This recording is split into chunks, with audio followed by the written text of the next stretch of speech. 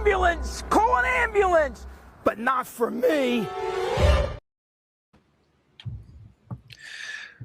Welcome, guys. We are 95 days until the Bears, Vikings, Lions start the season 1-0. Just 95 days. 95 days from now, we'll be talking about the Packers being 0-1. How does that sound? Sounds great to me. Sign me up. 6 consecutive losses. Ooh, I have lost count of how many days they've been losers in a row, Dave. I think it's getting close to 200. It's almost been 200 days since they can call themselves a winner. And I know as we get into the Packers minicamp talk later on in this episode, they are definitely not winners today. But fellas, going on the room, introducing everybody, Foster from the Bleachers to Speakers camp, covering all things Detroit sports scene, and Dave, Vikings first and Skull, your man and your plan to go to for all things Minnesota Vikings, Skull Vikings. Oh, you betcha.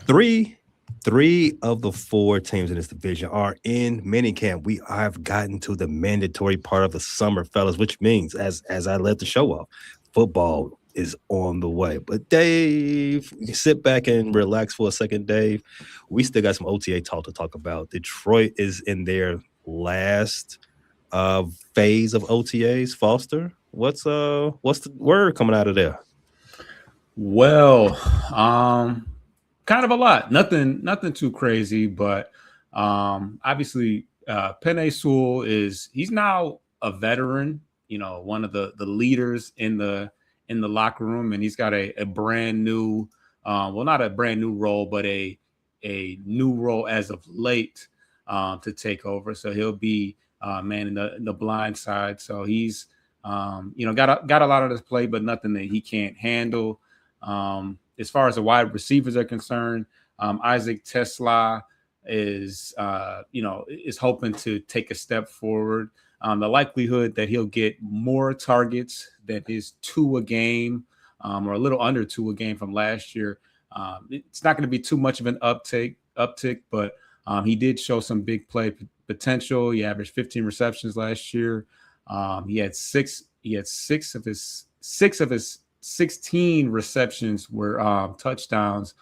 So he'll definitely have that role as a red zone threat, a guy that can make big plays. And just from I know it's the underwear Olympics, but he's already making some pretty acrobatic catches so far this summer.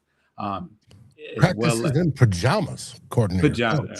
Yeah, pajamas, underwear, things of that nature. Jameson Williams is also looking to steadily improve. Now he's had 1,000 yards rushing his last 2 years, but he wants to cut down on his drops. He was credited for 12 drops last year, and if he hopes to hit that double-digit touchdown plateau that he hasn't reached yet, that should help him out. But yeah, he had, I think he's the last 2 years, he's had about 60, 70 catches and 7 touchdowns in the last 2 years. So he's trying to take that next step. He's already, secured, extended for the next 3 years from, wherever wherever it stopped. So he's comfortable, but he's, an explosive weapon, another guy that averages well over 10 yards per reception. Outside of that, Cade Mays, who is our most significant free agent acquisition, taking over for, I guess we can say Frank Ragnow, although we didn't have Frank Ragnow all of last year. He's getting acclimated as well. He's taking the offseason to learn the playbook, and Dan Campbell actually had some interesting words to describe him. It sounds like he's got a bit of I don't want to say a bit of a man crush, but he did say he's a good looking dude. He's a big man. He's built right and moves pretty good. So he's already getting all buddied up with the rest of the offensive line. They've gone fishing, as a lot of them like to do on our line. So And there's a lot of beautiful lakes in Michigan, only second to Minnesota. So salute to Minnesota. But outside of that, we got a couple undrafted free agents that could be making a play to make the team. Deshaun Rucker, the cornerback position is always a moving piece. Obviously, we got Terrion Arnold, who has a unsolved legal situation, so that makes some room for some young guys. Luke Altimer is an undrafted free agent quarterback. We've been looking for a predecessor to Jared Goff, but of course Teddy Bridgewater, who's been in the mix for a while as well, ever since Hendon Hooker didn't work out. So we're hoping to see some positive work from Luke, as well as Anthony Lucas, who's an edge rusher, and we all know how hot of a subject that is in Detroit. But lastly, they've been pretty tight-lipped about Sam Laporta, and he's had random miniature trade rumors floating around him for the past, year maybe. And his extension is projected to be anywhere around $80 million, and he could possibly be one of the odd men out amongst all the young guys that we do have to pay. And he's still recovering from his back injury and doing walkthroughs right now. So we can never discount that. I think the most recent rumor is, unfortunately, to the Chiefs, which he could possibly go for a 2027 first and a third. At that point, the Chiefs have to become the most hated team in America at that point, right? I mean, we're all old enough to remember when the New York Yankees were the evil empire. No one liked the Yankees. Now the Dodgers are taking over that role in baseball. You got I'm one of the first people that say the Wemby agenda is full. He's evil. Everything that's going on with San Antonio, evil. Don't want to deal with that. And obviously, no one likes New York because of the Knicks. Crazy.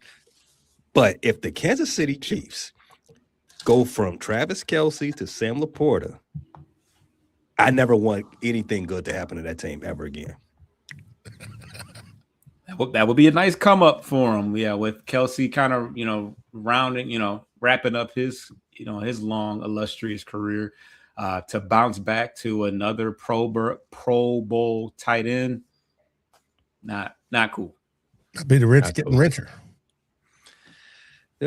Yeah, unfortunately, that is an American staple there. Foster, you mentioned that Penei Sewell was moving over to the left side. Who's going to take over for the right side? Well, we drafted in the first round Blake Miller, so eventually, he's splitting time with an ex-Bear, but I think that down the road in the foreseeable future, Mr. Miller should be taking over at right tackle. From all of us over here at Bear Nation, we are putting our support behind Larry Borum. Larry Borum. I always want to call him Blake Corum, but yeah, Larry Borum. Yeah, because you're a Michigan fan. That's right. I got a question. Did we cover last week that Kendrick Law popped his ACL? We didn't. I don't even know if it had happened yet, but yeah, one of our, I think he was like a 5th round pick. It was possibly going to be a potential punt return guy for us, but yeah, he did tear his ACL. But if there's anything for it to be, luckily, that's our deepest room. I think is that wide receiver. You know what your coach said about him? I did not. Fill me in on that. He said, "Get this out of the way. On Tuesday, Kendrick Law tore his ACL out at practice during a non-contract drill. Hated for him. Kid was doing a good job. That, part of it, it's a harsh reality, but he'll get it out of the way early and have his whole career in front of him." That's it.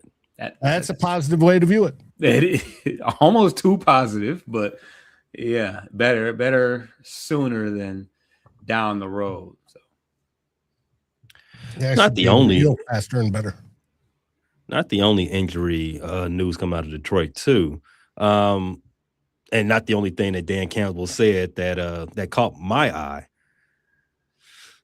He admitted that the team really has no idea what's going on with Kirby Joseph's knee. They don't know if he's going to hold up throughout the whole season as they start transitioning to full speed nonstop football activities over the summer. They don't.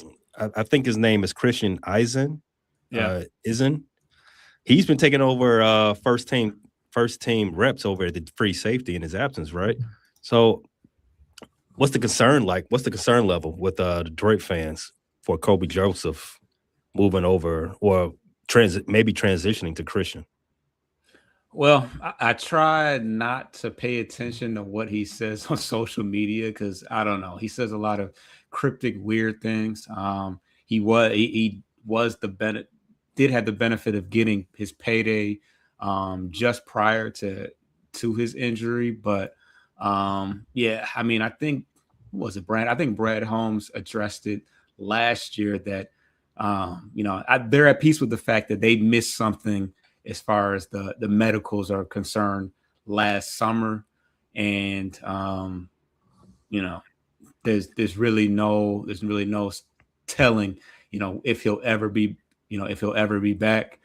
He probably should have had surgery, but they held off on it to see if he can make a push back before the end of last year, and now they're just kind of sticking with their guns on that one because it's not healing correctly, and yeah, that's our all pro safety right there.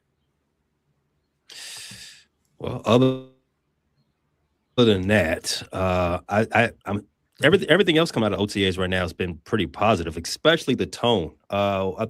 Derek Barnes, I think he's a edge or linebacker for you guys. Outside, yeah. Yeah, I was listening to something he was saying. He said everybody's laser focused right now. Everybody's coming in.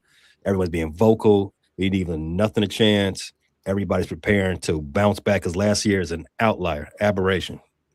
No, that is not the Detroit Lions that going forward for what you saw last year. So I kind of think, I mean, it sounds good. We shall see moving forward, right? Let's transition over to the Bears. So The Bears. why that took so long to play, but the Bears have started minicamp. Today was day 2. Day 3 will be tomorrow before they break for their whole entire summer camp. So day 1 for the Bears, for the Bears minicamp was pretty much, I think you can pretty much drum that up to saying that the defense had the edge from that practice, which is odd. Last year around this time, you could say the same thing. The defense was ahead of the offense and pretty much wiped that off with Wells. A brand new offense, brand new coach, everything else there, and all the defense, it was the entire same defense from the year prior. They should be ahead of the offense.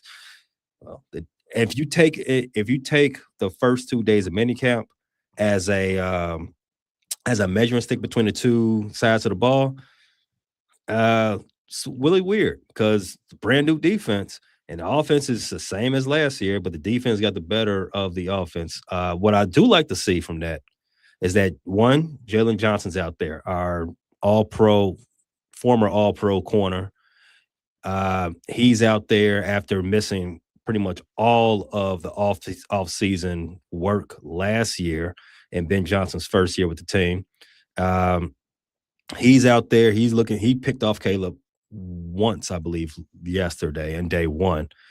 And no, actually he had 2 interceptions, my mistake. Montez Sweat, he missed most of the OTAs, the voluntary portion of the offseason workouts, but he's there for minicamp, which is good. And what most reporters are saying, that he looks really, really spry. He's like he's slimmed down a little bit, and he's looking very agile. His get off speed was noted by a lot of Bears reporters, Brad Biggs, Courtney Cronin. They say he was chasing Caleb down on a couple of plays. Looked great. So that's one thing we do like to see. If the defense is going to be ahead of the offense at this point, we like it for those guys that we need big seasons from. Montez Sweat, Jalen Johnson. Notice what those guys. Caleb Williams. The best thing we can say about the offense at this point is that they are not having the issues lining up that plagued them so much of the offseason last year. That's all you saw. Can't get the snaps in correctly. Can't get everybody on the line correct. Those things like that. That minor stuff that tends to be an annoyance. Not having that so far into this point of the offseason.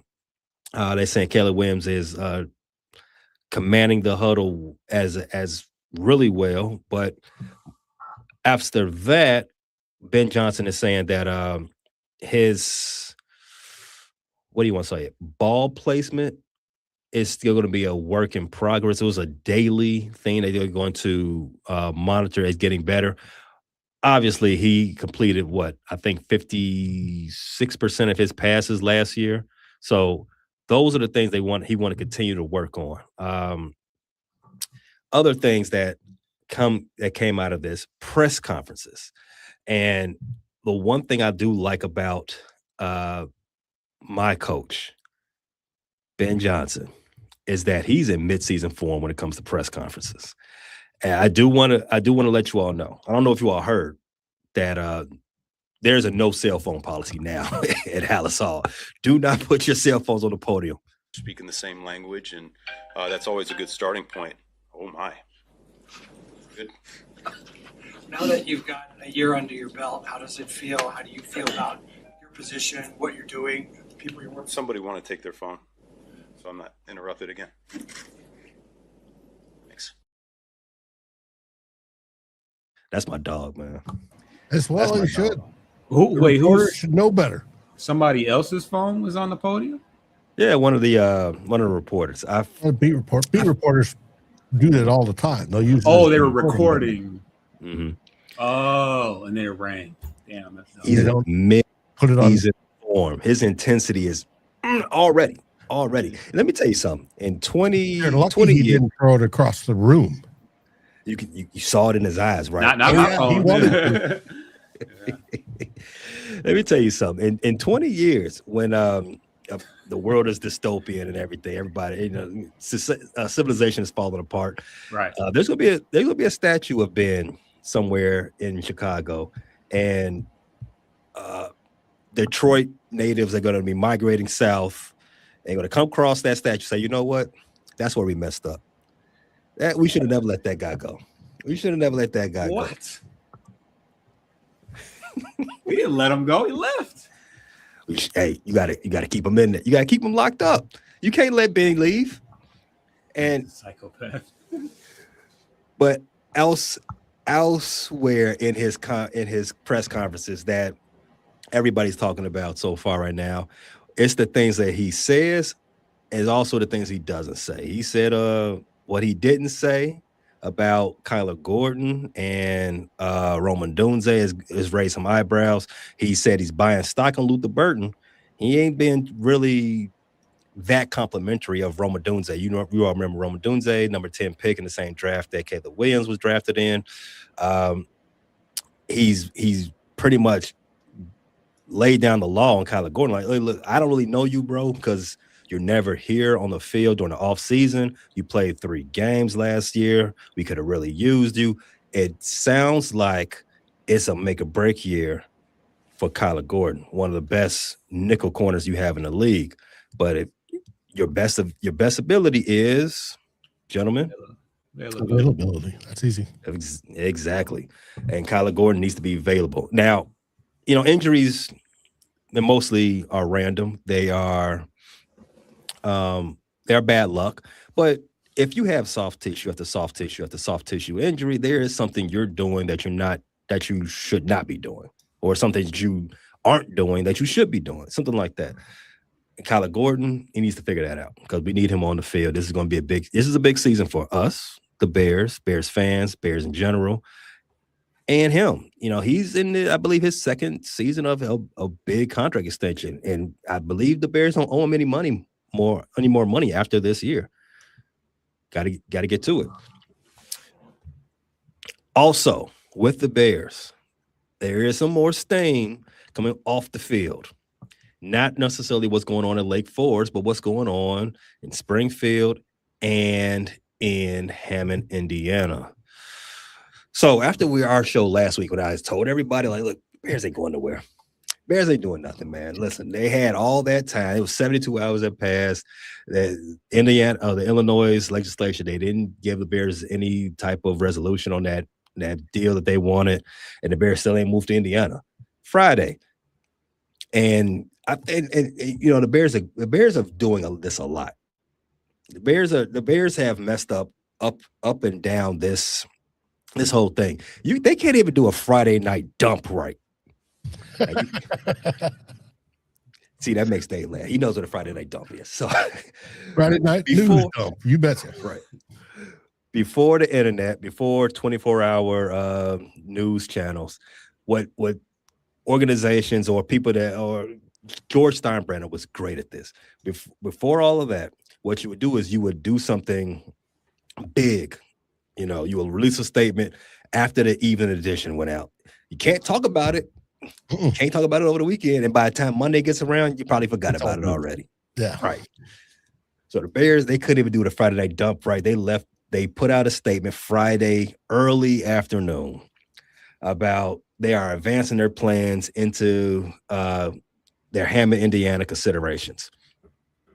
Blah, blah, blah, bunch of mealy-mouthed words. And most of that expansion of their Indiana plans are going into picking a site. Why did that stick out to me? Like, well, I thought you already had a site. I thought you already decided on something in Wolf Lake. As previously stated, that site is terrible. They are to the mayor of Hammond doesn't think so. Well, of course. Why would he say he's a mayor of a terrible city? I leave that to me. I would say that. So that site has a lot of let me just say environmental hurdles you need to cross. He says it's been cleaned.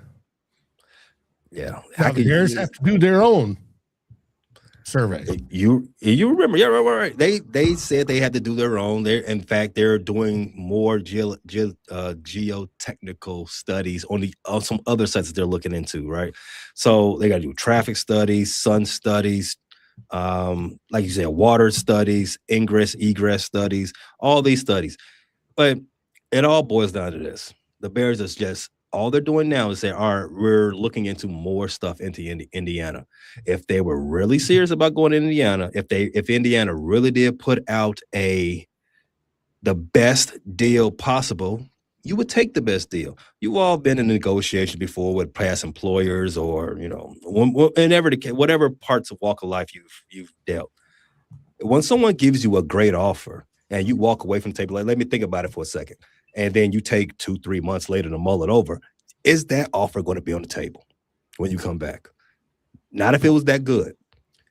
Not if it was that good. And not if that side wasn't already showing their hands of how desperate they were. That side being Indiana. I say all this to say this. Even though they put out a statement saying they are advancing their plans into Hammond, Indiana, and looking into more sites in Indiana and where they want to be, if push comes to shove, they decide to move to Indiana. If they do that, they're still waiting on Illinois at the end of the day. They are still deciding what they're going to get out of Illinois. Now, Pritzker has said if they can come to an agreement, if they being the Illinois lawmakers, he will call a special session and we'll get this thing done. And I believe Kevin Warren and George McCaskey are holding out for that. And lastly, if they do move to Indiana, let's say it happens. You're going to get your wish, Dave. They probably won't be called the Chicago Bears if they do that. No, they've already said they're going to keep the name Chicago and Bears. They can say that. There's precedent.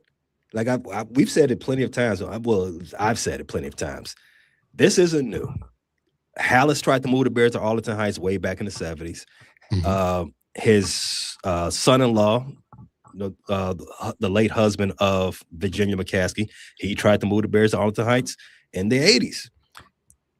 And they threatened Indiana in the 90s. I'm old enough to remember that when I was 6th grade or something like that, somewhere like that, late 90s. Each time, Gary. Yeah, I remember that. Each time, Mayor Daley, his father and son, both told him, "You can't take Chicago with you. You leave the city of Chicago. You had to change your name, and we will sue you out of that name." I don't know if they've got the cojones to do it now, though. You're right, Dave. We shall see. Mayor Daley's were the Dailies. That's a totally different ball game than Pritzker. You are right. Only wishes he had as much power as the Dailies did. You are very much correct. The Dailies were that have moved to the burbs, including elsewhere, and kept their names. You are correct. The Dailies were a political monster for 50 years in the state of Illinois. It stands to be seen if Pritzker and Mayor Brandon Johnson have that type of, as you say, cojones, political cojones. We shall see. But the soap opera of Bears versus Illinois versus Chicago versus Hammond, Indiana moves on. And it will be a funny thing. What you got, Dave? Well, the Bears put out the PowerPoint slide of all the things they have to do. It's on ESPN. One of them, they've got to do the environmental studies. Okay, that's with any new building construction, you've got to do that. And it went down all the list, and then you got to make sure the financing and blah, blah, blah. And it goes all the way down to 2/3 of the NFL owners have to vote for it and be positive. And they're saying that will happen. The Hammond says it requires 60 acres to build the stadium itself. They're willing to do a whole 300 or 360 so they can build Bearville around it. The whole NFL new business plan where you plop a museum and you have the gift shops and you have the fan experience and all this and blah, blah, blah. Just like they did in Green Bay prior to the draft. How we've done for us in Eagan, Minnesota. And because we built our stadium in downtown. But as I was telling our friend Kevin Smith, Minnesota did the exact same thing. They announced they were going to Arden Hills, northern suburb. And they went through all the procedures just like the Bears are doing right now.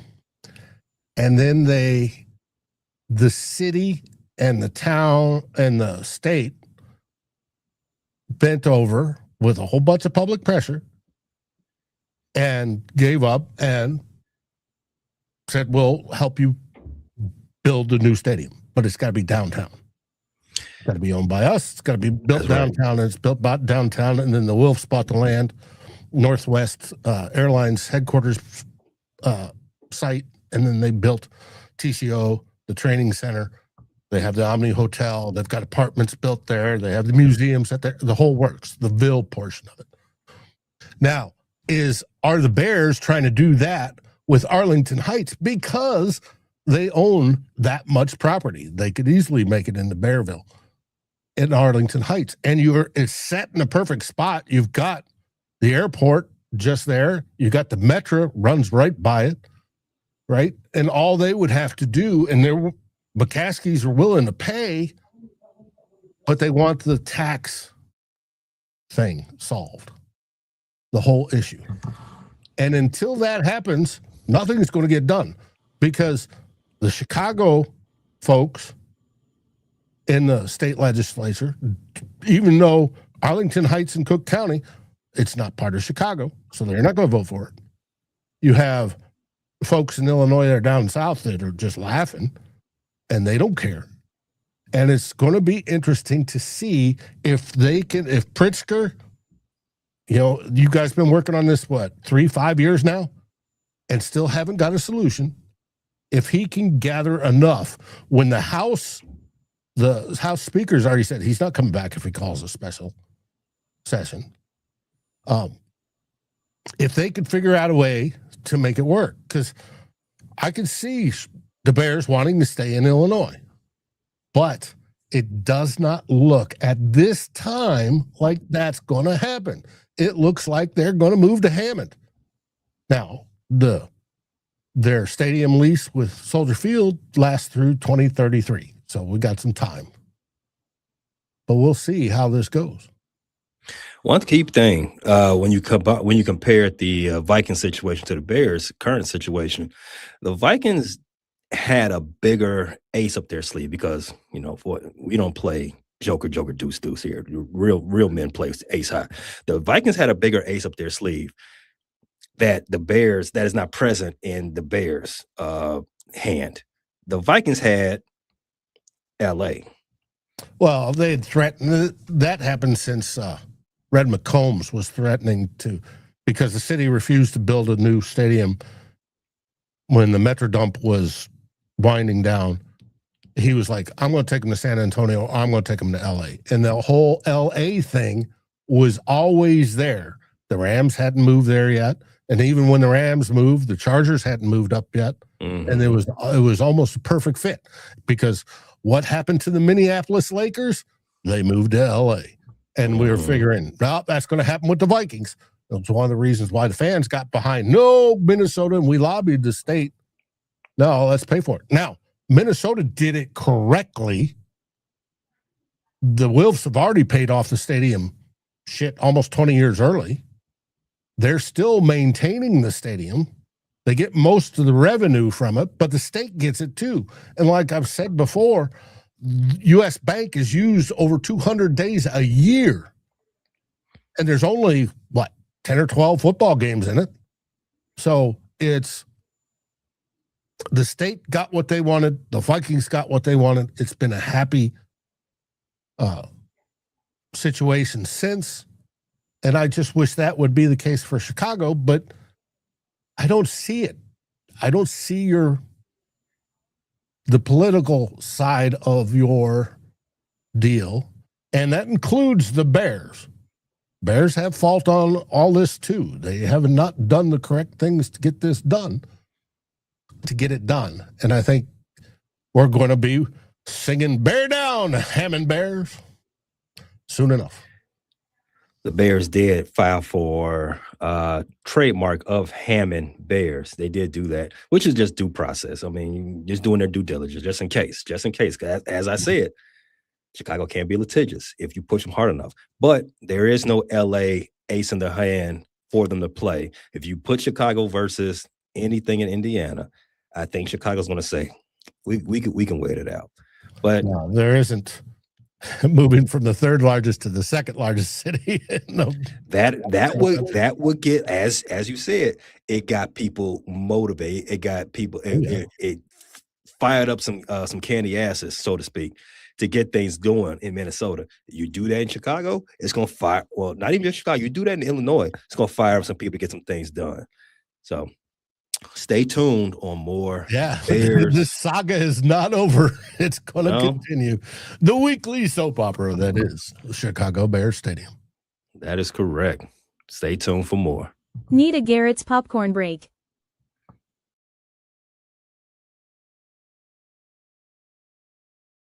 We did say we are 95 days away from the Packers starting 0-1, and I mean that shit, because the Packers suck. But anyway, the Packers did also open minicamp as well on June 9th, along with the Vikings, along with the Bears. And they've got some things going on, guys. I'm hearing good things out of Lucas Van Ness. He's been dominating dominating his drills, looking like one of the best players out there. Jordan Morgan, he's playing. He's doing real well. He's getting multiple pressures, and he's forcing Jordan Love into some uncomfortable situations. Who else? Marshawn Lloyd. He's one of their draft picks, right? I'm hearing that he's getting a lot of first team snaps along with Javon Bullard. So they've got some things to look forward to in Green Bay, Wisconsin, cheesemaker land. But majority of this conversation, I want to talk about two things. One, their injuries. They've got 17 players in rehab right now. Most notably their tight end Luke Musgrave, and they have a brand new millionaire in Wisconsin. You all have heard that Christian Watson has signed a big contract. How did you all like that deal when you heard it? How did I like it? I loved it because they're overpaying him by gobs of money for a wide receiver that has not gone past 620 yards in his first 3 or 4 seasons. That seems ridiculous. Now, if it's I think he's getting 27 AAV for basically what would be a wide receiver 2. That to me is crazy. Now they say he's a freak because he can do the running thing too. Well, I'm happy for him. So can, Vikings. You're right, Dave. If Christian Watson has a season of 42 catches and 621 yards, it would be a career season. Mm-hmm. That's it's pretty odd when you consider, according to Spotrac, he signed a 4-year, $92 million contract that includes a $31 million signing bonus, a $31 million guaranteed. That has an average annual of $23 million. This year, and with incentives up to he will make 1.5. Right. You're right. This year, his base will be a little bit over 1.4 plus the 31 signing and the workout bonus, blah, blah, blah, blah, blah, blah, blah.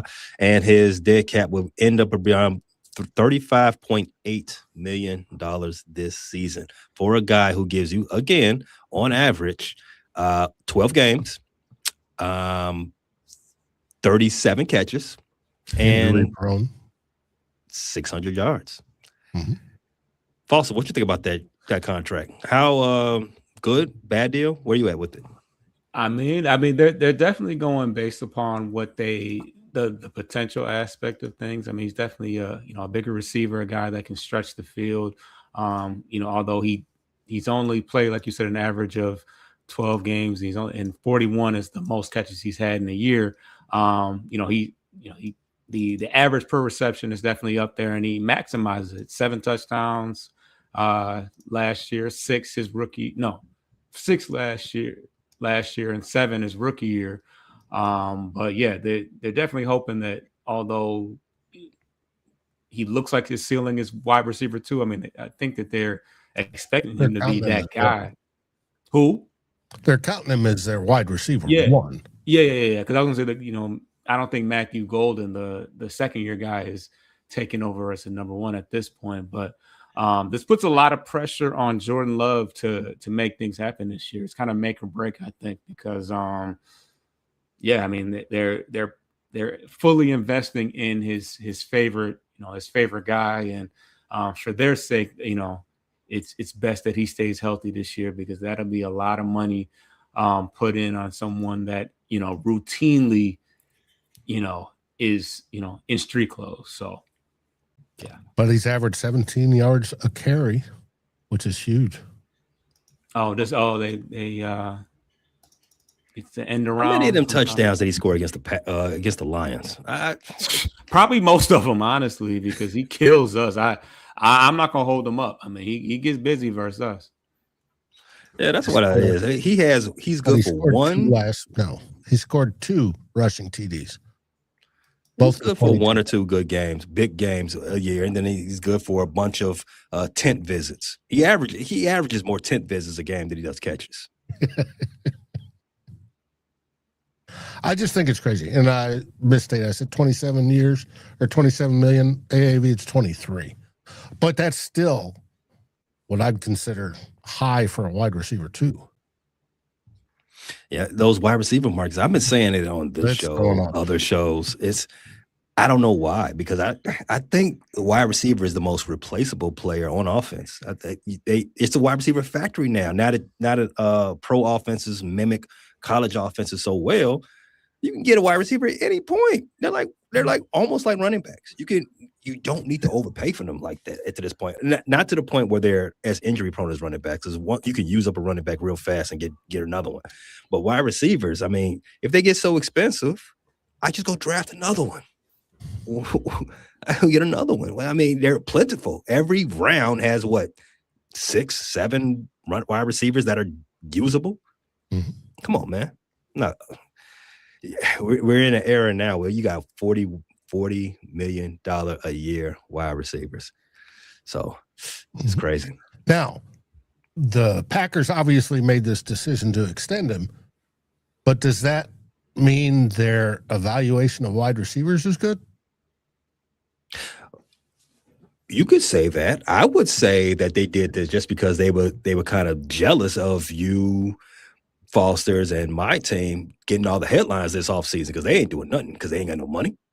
They ain't got no draft picks. They ain't got no swag. Yeah, the best players hurt. Yeah, I mean, and they do have a bunch of injuries. Only thing they've been able to announce this offseason, Jordan Love got married. Well, Jordan Love became a father. Congrats to him, though.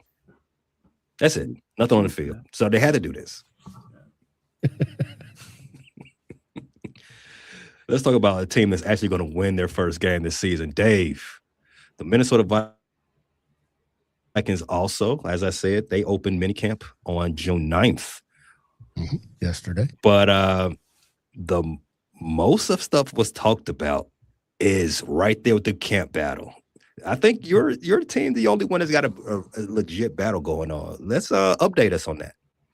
Well, if you're referring to our quarterback battle between Kyler Murray and J.J. McCarthy, yesterday, Kyler Murray had a bad day, and J.J. had a good one when it came to throwing the ball. But it was 7-on-7s. They're throwing basically on air.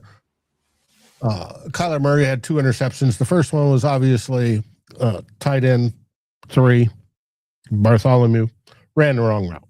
Okay, that's got it. His second one, he overthrew a receiver deep, and he's been praised about how he's deadly accurate, and for the most part he is. But he had a boo-boo. So, and whereas J.J. McCarthy only had, I think, 1 drop pass or missed incompletion, and that was to T.J. Hawkinson. But J.J. had a better day yesterday. But it was the press conferences that got everybody fired up. As usual, Minnesota fans are highly sensitive to what their quarterbacks say, and the beat writers are as well. Well, Kyler Murray talked about how he's not getting it's tough for him to learn this difficult offense, basically. And it is a difficult offense. Kirk Cousins talked about it. Sam Darnold talked about it. It is a real complicated offense. When he's splitting reps, and he doesn't want to have to split reps. Well, the problem is I have with that particular statement, 1, it sounds like he's whining. 2, Kevin O'Connell in the spring portion of practice, OTAs, minicamp, splits first team and second team. They get equal amount of reps. Roughly, basically, they get the equal amount. Now, he's talking about splitting reps so he can learn the system. Well, what they're doing is they're interchanging. J.J. McCarthy will start one day with the 7s, and then Kyler Murray starts the next day with the 7s. And then they just switch back and forth during practice and over the days.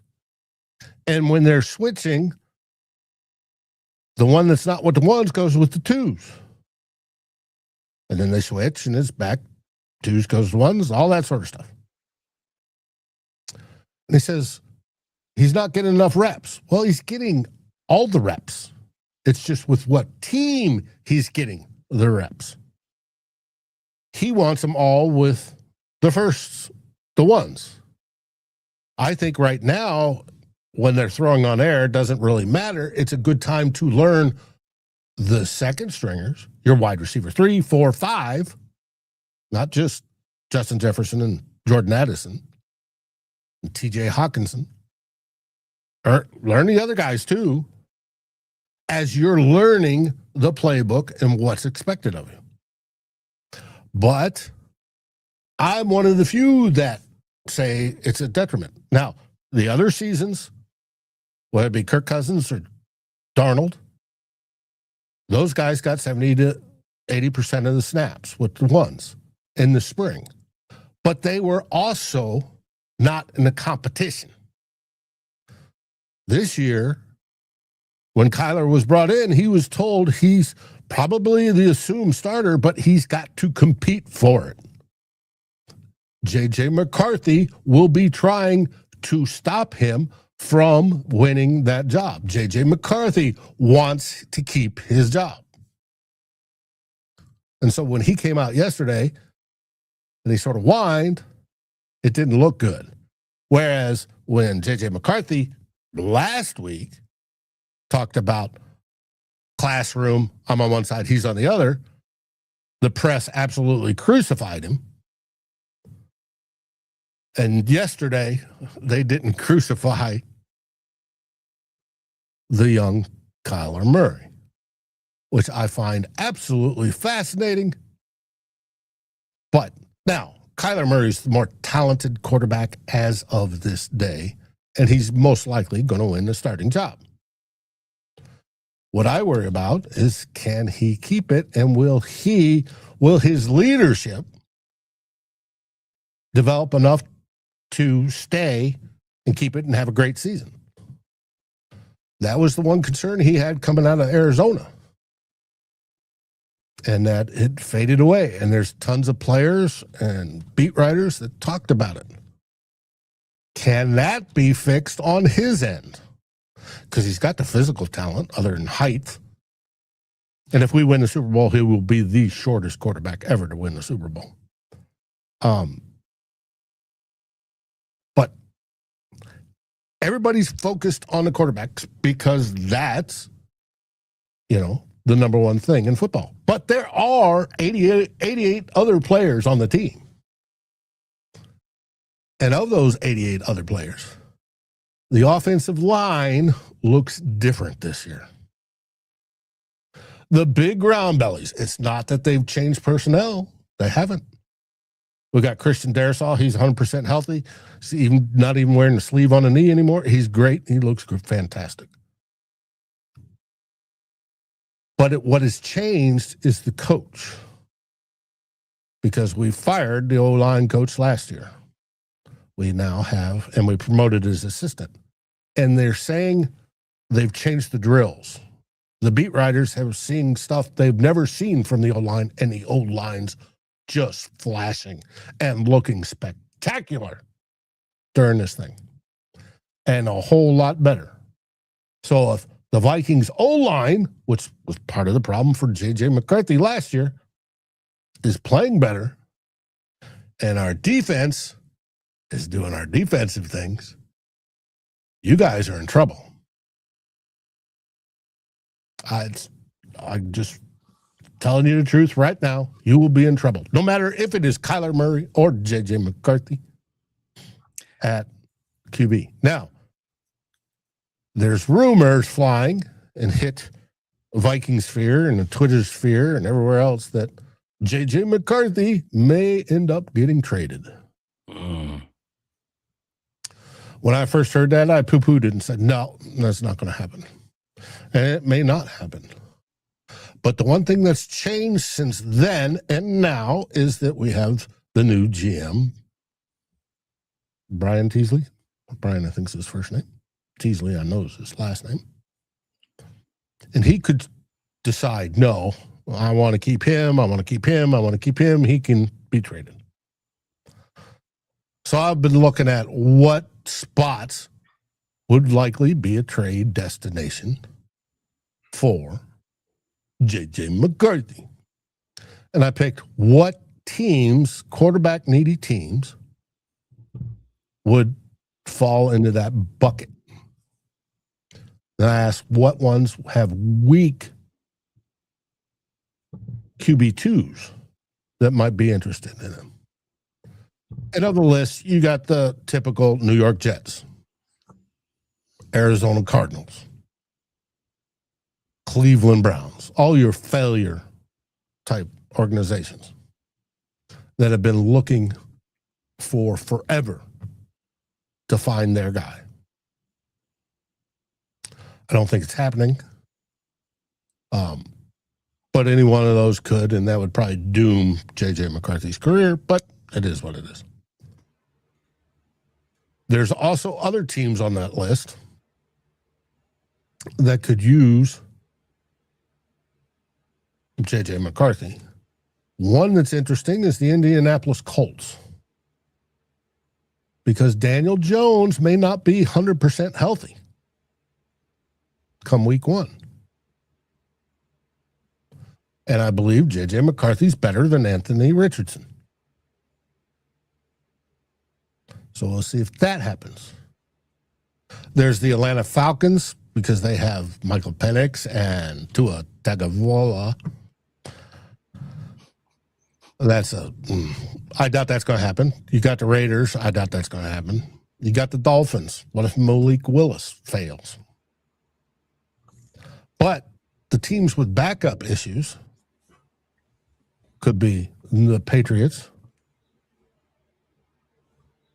J.J. McCarthy would be a great backup for Drake May. Right now, all you got is Tommy DeVito. The Rams, Matthew Stafford, like in the spring at the draft time they were talking about, that's possible, but they drafted that Stetson Bennett character. The Jaguars, they've got Nick Mullins as their backup to Trevor Lawrence. Now, I love me some Nick Mullins. He's a gunslinger. But I think J.J. McCarthy would be a better option at QB2. Then, of course, there's the reunification with John Harbaugh. You got Justin Herbert, and his backup is Trey Lance. It is what it is. I mean, even the Bills got Josh Allen, and you got Kyle Allen as their backup. And there's another team that's a possibility that would be an absolutely karmatic, as in karma, way to get back at if he gets traded at the Minnesota Vikings. And they have a 33-year-old ex-Viking QB2. And they would love to have him. I've already heard their fans. They would love to have J.J. McCarthy. He played at Michigan. What team's that, Foster? Talking about Lions? Yeah. Ah. And I could just see J.J. McCarthy on the Lions. Goff gets hurt. J.J. McCarthy comes in and just absolutely wants to destroy the Vikings both times a year. We'll leave that alone. Yeah. Let's not go down that road. It's a possibility. But that's if he indeed gets traded. And like I said, we don't know. We got the new GM with Teasley and how he's going to use that. Now, is it going to happen today or tomorrow? No, it's not going to happen now. We don't have his trade value isn't up. I suspect it will happen once we get through the preseason games. Seems like the two can't coexist. Like I feel like when they see each other in the hallway, they damn near bump shoulders. Like I don't want they couldn't bump shoulders. Now, people in the room say they get along great. They get along fine. But they also know that they're competing against each other and they're not best buds. It's hard to be. How could you? I'm literally trying to take your job. Right. Like, And so, but they are professional, and JJ asked questions of Kyler, and Kyler asked questions of JJ, I'm assuming. I know one way goes one way, but it's interesting. Now, the other news out of camp is most likely Harrison Smith is almost a definite coming back this year. It's just a matter of when. Even though he hasn't announced it.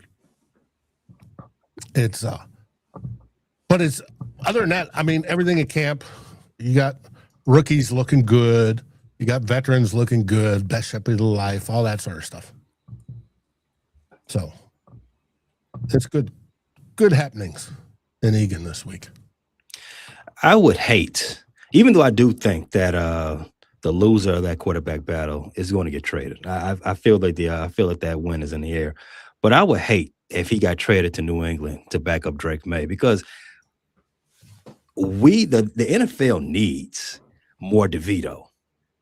Him and his agent are box office. They need more of that. And coming from QB3, not so much. But Dave, you did bring up something interesting, and we're getting towards the end of the show. I did want to spin the block on this one. The media narrative coming from this QB battle. Listen to this real quick, and we can talk about that in a second. He understands the game. He understands the defenses.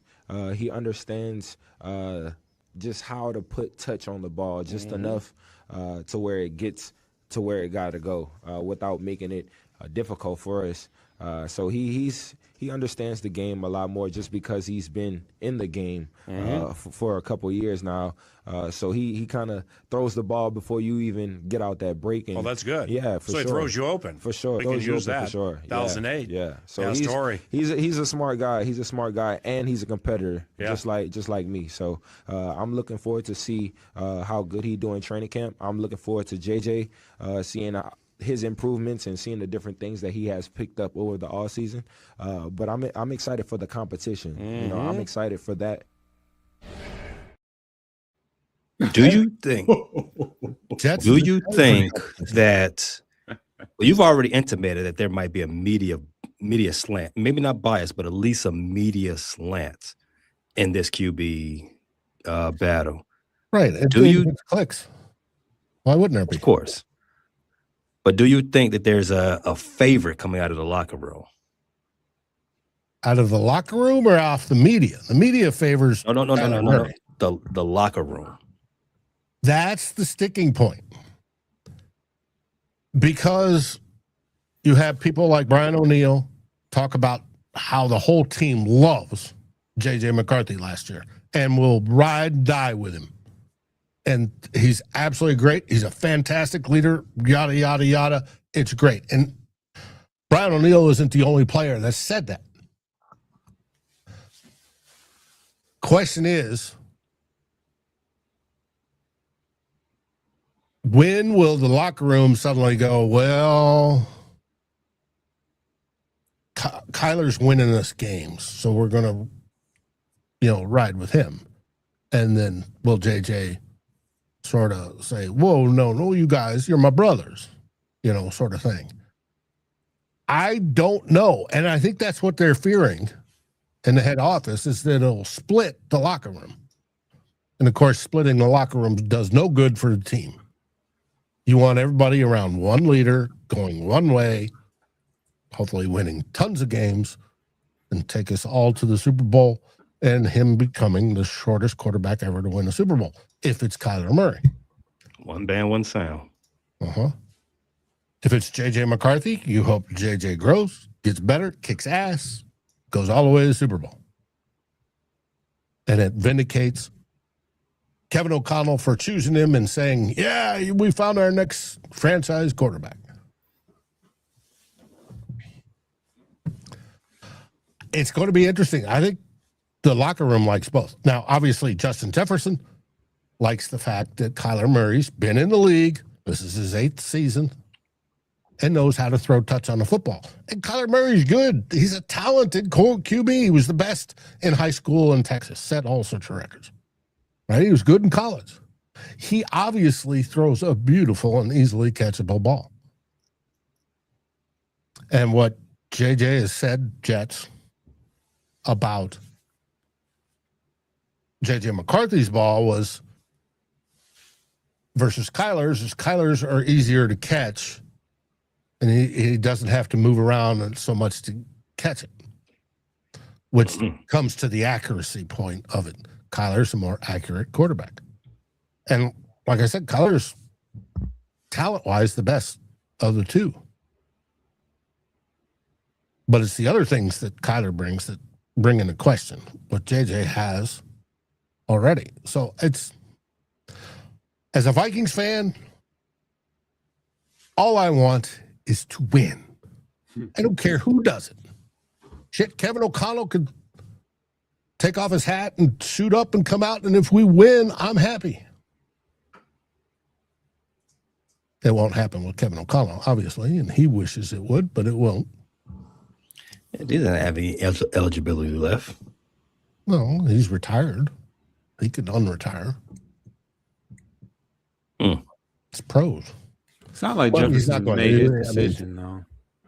I mean, I don't say he's made his decision, but he sounded real excited about the idea of it. I mean, he kind of has a second, as an afterthought, say, oh, and we hope this, we'll see. I agree. I think Justin Jefferson, he struggled last year because of how JJ threw the ball and was inaccurate. He wasn't used to the howitzer line drive, crossing the middle, hitting them at 60 miles an hour. Wide receivers and those egos. He took a hit last year. He had what, 2 touchdowns last year? 2 touchdowns, and he barely made it over 1,000 yards. Yeah. And all he's got to do cratered my fantasy football team. Make it I think it's 1,002 yards, and he still leads the league in wide receivers that have been in as long as he has. He's led it every year for yardage.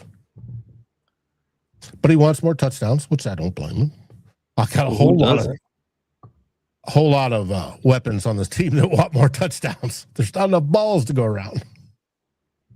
Yeah, there's only 2.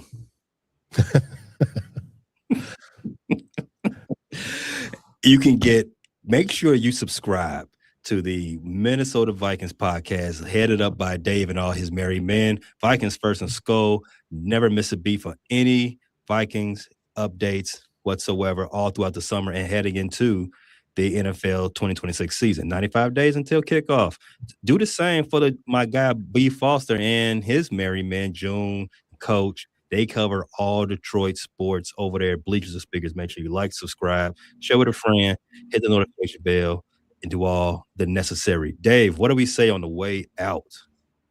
Well, in Minnesota, we say Skull Vikings. Wrong button.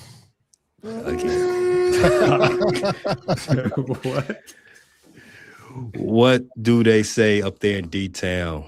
Be false. One bride. Wrong month to be saying that. And you already know what we say in Chicago. There they are.